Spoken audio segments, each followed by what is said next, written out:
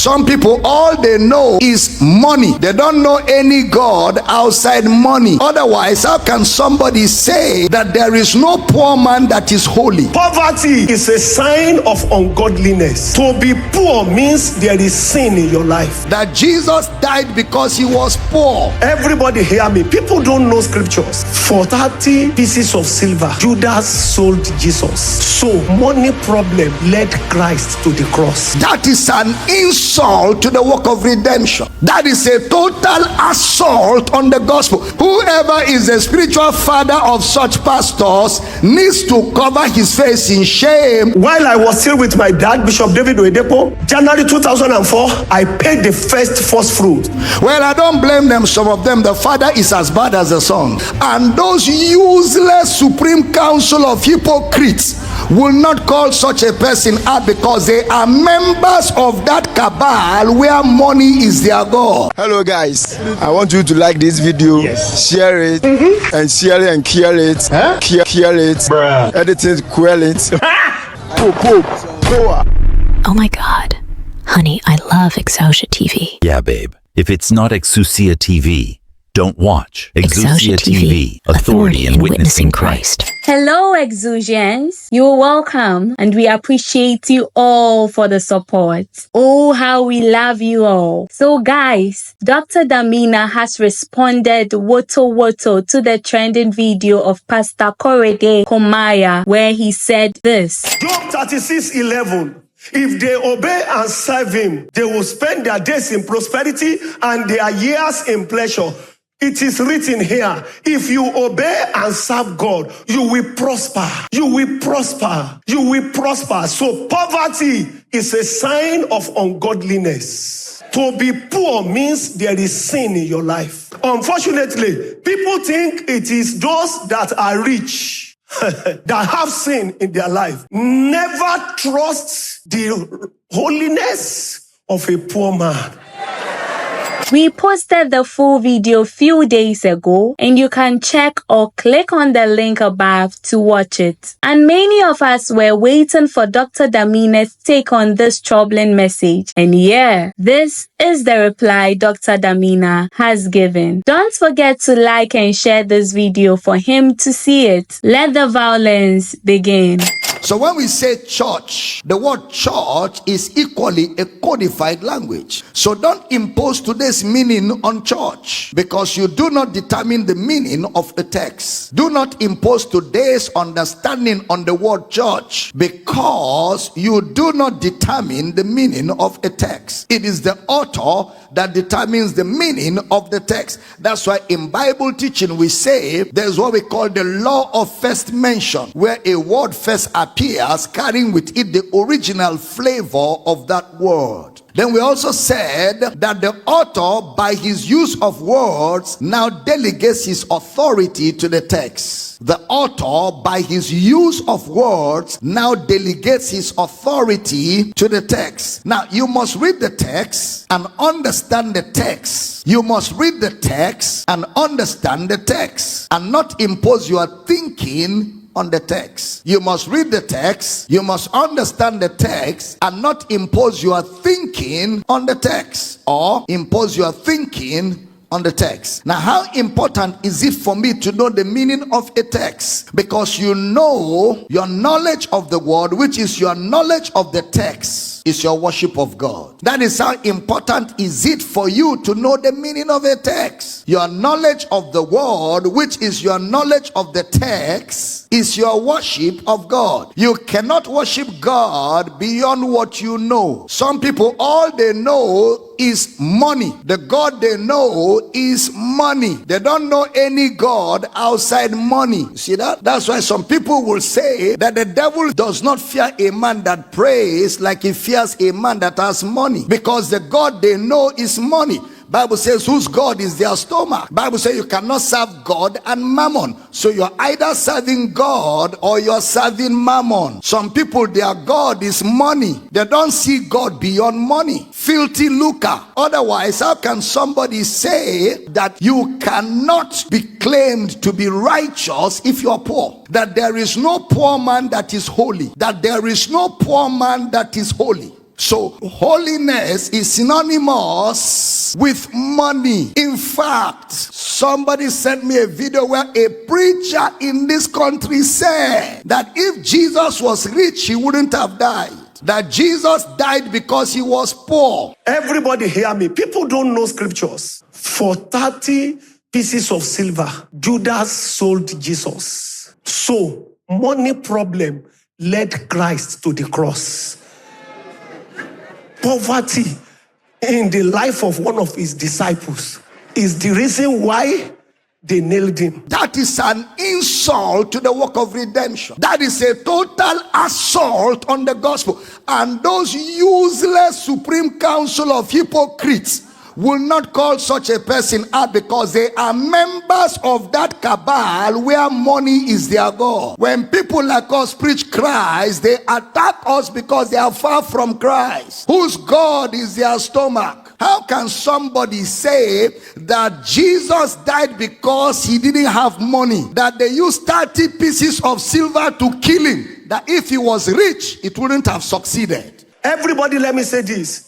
You will never see somebody betray you that money is not in their hearts. Never. They may not agree. They may not say it. But I'm telling you, there is always 30 pieces of silver.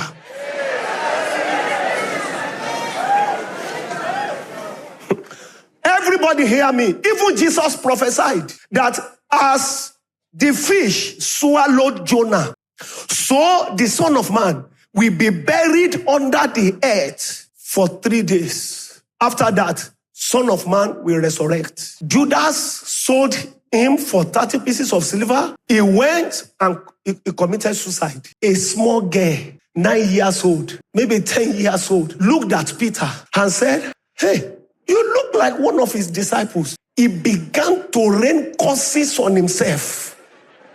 It won't be better for me if I know him. May I die? I don't know him from anywhere. I've never. This girl, did they send you to me? You are a demon. I don't know him. Bartholomew, all the other disciples, nobody can come out. It was gloomy. It was total darkness. They crucified him and left him there on the cross. And they can't resurrect there. Then a billionaire, Joseph of Arimathea, a billionaire that can talk the language of the king. He walked into Pilate's palace and demanded for the body of Christ. There are scriptural prophecies. Only rich people can fulfill it.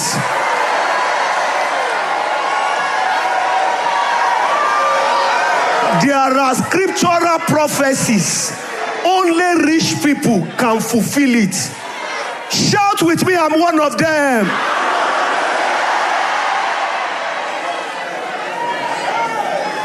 All you need to come out then is to say you know Jesus. They will just kill you. Joseph of Arimathea walked into Pilate, a billionaire of note, and said to him, I'm one of his disciples. Pilate, you mean you are one of his disciples? Yes, I'm one of his secret disciples.